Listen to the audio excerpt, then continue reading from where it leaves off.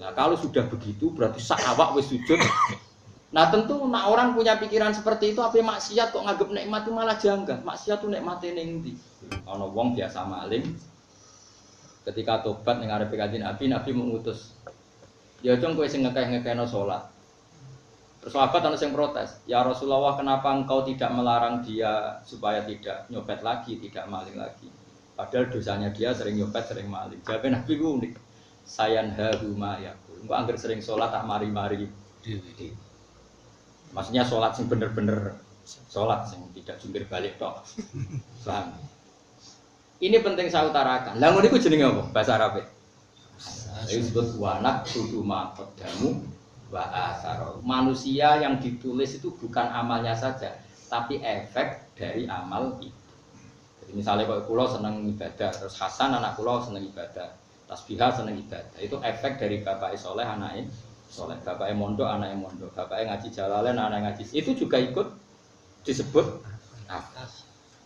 Ora kok asar iku bapake bathuke ireng terus anake direngno. Iku ora ngono iku asar iku. Iku fisik. Jadi jenenge asar tenan napa? Perilaku sing ditiru dari leluhurnya dan kemudian nitis ning anak putu iku jenenge napa? Asar. Jadi asar itu maknane akeh. Syukur-syukur misalnya yo bathuke ngecap yo ora tau maksiat, sikile ngapal apa nek sing kira-kira ngecap lho, bathuk apa nek. Tak. Denggol ya. Padha apal. Terus apa nek? Kemiri. Wis ngecap ya. Nak jare kancaku kurang ajar. Oh iku sing ngecap sajadahe murah iku. Cangkemmu. Nah sajadah larang angel ngecap. Perkarane empuk. Malah sembrono meneh. Tapi apapun itu sekian makna itu mungkin. Ngecap fisik ya mungkin. Cara kula lah ya tetep bangga. Ana wong ngecap bathuke dengkule bangga. Paling enggak kena nggo niteni iki sering. Jadi Bapak Mustofa iki ora jelas. Iki sering opo? Ora jelas. Ini di jenggot kan lumayan, maksudnya di status. Bukan jelas, tapi lemu, berarti gampang syukur. Masih banyak lah kita kalau masuk. Oh, nak orang mukmin lemu anggap aja gampang. Oh, nak sing guru anggap aja wiki atau ke barang haram. Pokoknya kusnuka. Jadi udah bisa kusnuka. Paham ya? Nak nong turu berarti setawa kali dhuwur. Ngerti nak donya sudah atur pangeran jadi ramelok atur. Wis ngono ae, pokoke mukmin kabeh berarti husnudzon, napa? Keliru ora Allah husnuzon. Sementing husnuzon iki ibadah napa? Dieling-eling ya, pokoke kula suwun. Kenangan kula mbek jenengan sing penting sampean urip ku tau sujud sing tenanan. Empun. Pisan lah, maksudnya pisan lah di semua salat kita mungkin kita tidak pernah tenanan, tapi pernah sekali saja. Sujud. Sampai ana ulama itu takok pangeran, Gusti apa di surga itu nanti saya boleh sholat? Kenapa tanya demikian? Saya bayangkan itu swarga ora ono nikmate nek ora oleh salat. Mergo dekne misale wis sering jimak bojone, sering mangane, tapi tidak pernah punya kenikmatan senikmat salat, senikmat sujud. Itu maksudnya Kanjeng Nabi wa qurratu aini bis salat. Nyamannya diri saya itu kalau salat. Coba salat kok tidak nyaman gimana? Kita ini hidup karena Allah, diciptakan Allah. Kemudian kita dibikin satu sistem yang semuanya rindu sama penciptanya. Sampai disebut innalillahi wa inna ilaihi raji'un. Sebenarnya fisik kita semuanya itu rindu sama Allah. Kok tidak rindu gimana? Kita ini pasti mencari-cari siapa yang bikin kita asal-usulnya gimana? Pasti fisik kita mencari-cari. Sebab itu kalau sujud, coba sama delok sujudnya Kanjeng Nabi. Ini sujud itu kan mau apal subhana rabbiyal a'la wa bihamdi terus dibaleni ping 3 kan ngono tok. Tapi ya sampai itu, sampai luar biasa, semaju. Nabi itu sekali sujud selain baca doa tadi sing mbok apali iku. Ya Nabi mujute apal langsung mari Kanjeng Nabi kok. Itu spontan tuh Nabi ngendikan gini, sajadalaka wajhi wa sam'i wa basari wa mukhi wa adni wa asbi wa sya'ri wa dami. Itu kok barbar. Sampai sahabat sing riwayate bolak-balik gara-gara saking panjangnya kalimatnya Nabi. Terakhir itu wa mastaqallat bihi qadami. Ya Allah, sujud kepada Engkau. Mukhi sumsum. Nak wajah karuan, wajhi wa sam'i wa basari wa mukhi sumsum wa asbi wa dami wa sya'ri wa mastaqallat bihi qadami. Lah kenapa rambut dikatakan sujud? Misalnya ke rambutan kepengen ireng. Ketika Allah ngersakno putih yang ngerti-ngerti putih. Mripatem kepengen cerah, nyatane wae bawur ya bawur. Karena mata juga tunduk terhadap perintahnya. Artis kepingin aju terus, tapi fisiknya tunduk sama Allah. Akhirnya ya tua ya elek. Kue gaya akhirnya ya elek tuwek. Tubuh kita ini sebetulnya sudah tunduk sama Allah semua. Dikongkon tua ya tua. Itu jenenge ikhtiar tauan au.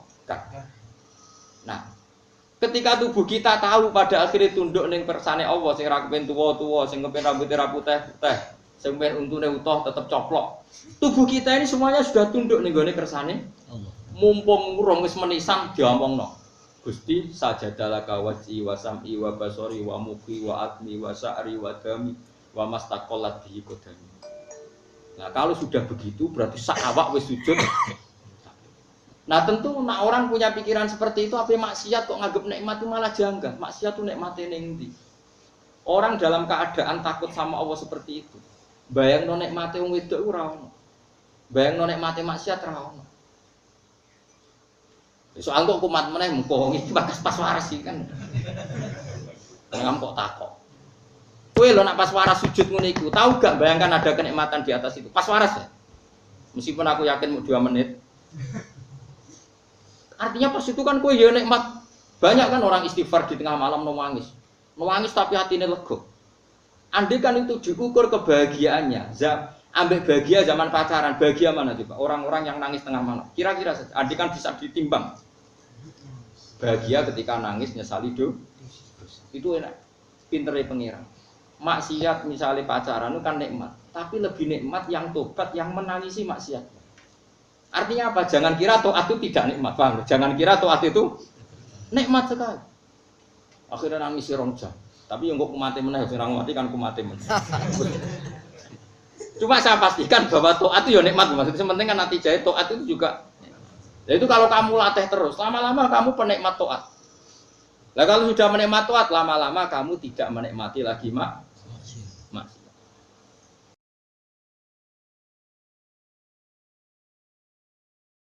Nah itu nek isma qome ngono iku mlebu ayat kul bi fadlillah wa bi rahmatihi fa bidzalika falyafrahu. Rahmatul Allah, rahmate wa anane mok seneng. Berhubung wis seneng ambek rahmat sing halal, akhirnya ora terlintas barang halal. Nek mlebu iku wis berarti wis ana asare berarti asar kira-kira fisik apa perilaku? Aku ora melok ngomong di situ, dhewe sing ngomong. Kowe dhewe ngecap ngono sih. Tapi ora jelas sih. Besok mana cocokan banget. Ning swarga ketemu aku yo. Berarti yo sujude ditampa. Kenara ketemu aku coba anggap ning neraka beda kelas, Bro.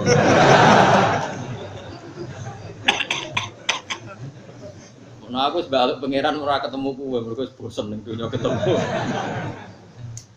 Nah jare kancaku lho kurang ajar. Gus nak taat kudu tenang. Kenapa? Engko mari swargane ora Kanjeng Nabi. Lha piye? Sungkan Gus kan. Kowe ngopi sungkan apa ngeloni bojo sungkan. Biasa wae. Kok ning swarga ora aku dadi gak sungkan. Ngajar. Yo ojo sak ngisore Nabi pas engko jawur Mbah Mun sungkan. Dadi aku dikonco aku digerakan taat biasa-biasa. Jadi alasannya iku ben swargane yo biasa. Jadi misalnya Roke nih benar Mustafa itu, sungkan lah orang. Enggak nak sowan Nabi ya sowannya kadang-kadang, tapi juga awor. Mereka nak awor apa? Sungkan lah musuh awor. Mustafa Roke nak gak iso ada kau. Ini nunggu, pinginnya katuan seprapat, pinggir wida dari wayu-wayu, ngeren ya.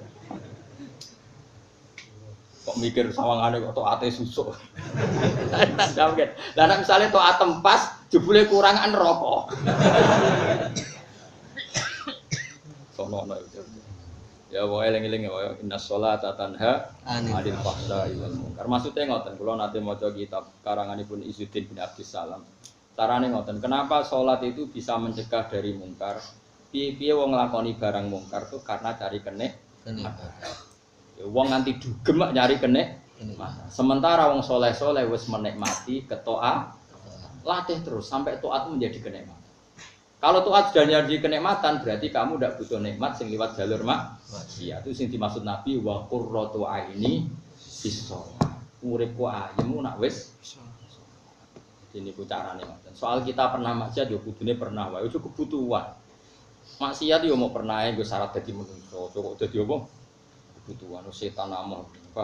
Paling gak yo kancane pleke. Dilatih mon nang gampang, mon latih terus. Nyatane sampean yo zaman akhir cek ngaji gak kondang terus. Zaman gini wong lagi do dugem nggo jalalan ngalor. Jos tenan apa? Bariku dimutolaah gak paham ditutup wis gak masalah. Gak masalah to terus ditakok kancane iki mau maknane piye mu dari Gus Bapak. Bapak yo lali wis gak masalah. Nang pangeran wis seneng wis. Pira-pira diskusine tentang jalan. Timbang daftar warung kopi sing ayunti kan ya apik iku. Lumayan zaman akhir no. Zaman akhir. Cara niku kula mengenang tenan mbek dawuh Izzuddin bin Salam ya. Jadi dimulai ninggal maksiat adalah maksiat itu cari kesenangan. Sementara wong soleh wis seneng ambek ketaatan. Dan senengnya wong soleh ning ketaatan itu mendapat nikmat jauh di atas nikmatnya orang yang sedang maksiat.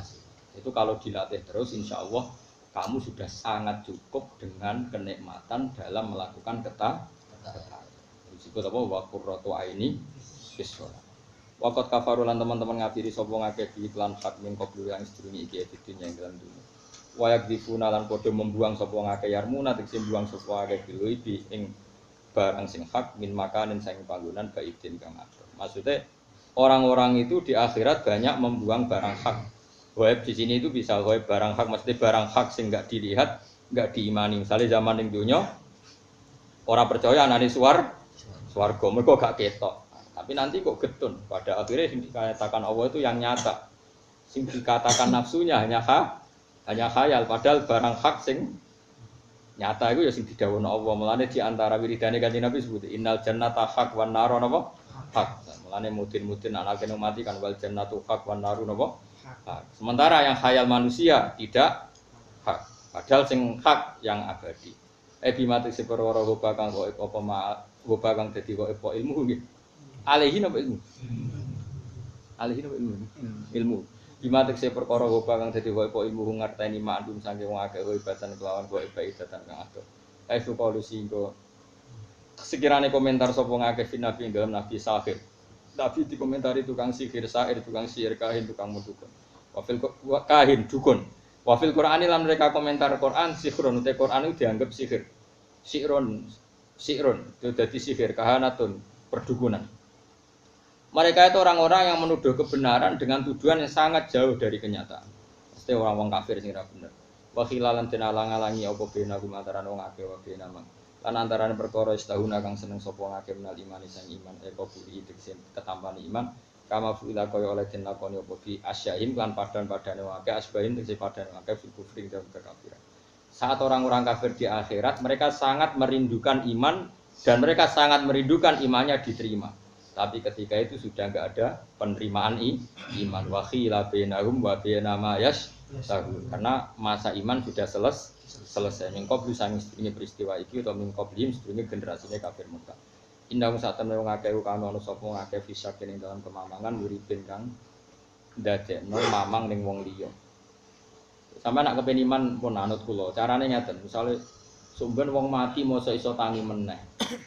Kita ini sepakat kita wujud sekarang itu nak nuruti mokhal ya mokhal karena kita wujud sekarang dari sesuatu sing mani sangka Nabi Adam sangka lemah lha kowe kok eskal wong tangi kok lemah lha manusa saiki kabeh kondi kan ya sangka napa kalau eskal nanti kita jadi manusia lagi harusnya kamu eskal dengan wujud yang sekarang karena wujud yang sekarang juga hakikatnya dari napa tanah lha wujud saiki kira eskal kok wujud somben eskal. Mau alasannya wujud saiki nyata, wujud sok ben enggak mesti.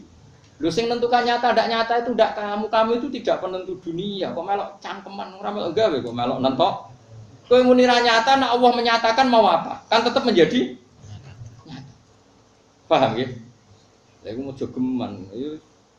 Mulane iman itu harus dengan ilmu. Ane kula imane wong alim mesti iman sing ainul yakin hakul yakin kan tadi wujud yang sekarang itu kalau kamu percayain kudune wujud sing gak nyata. Wong kita sangka Adam itu nyatane iso wujud wae. Ana sing diutang BPKB, ana sing mlebu OTT macam-macam. Ana sing geger, ana sing ngayal tok. Saurip-uripe ngayal tok. Ana sing macam-macam. Wujud yang sekarang itu tidak kalah mengiskalkannya ketimbang wujud nanti. Wujud yang sekarang miliatan orang itu dari maninya satu orang, yaitu sinten Nabi dan Adam diciptakan dari tanah. Tapi bareng kita dikandani sampeyan wong mati tangi meneh iskal. Bagaimana mungkin tanah jadi manusia? Lah rumah sakmu wujud sing saiki kok apa?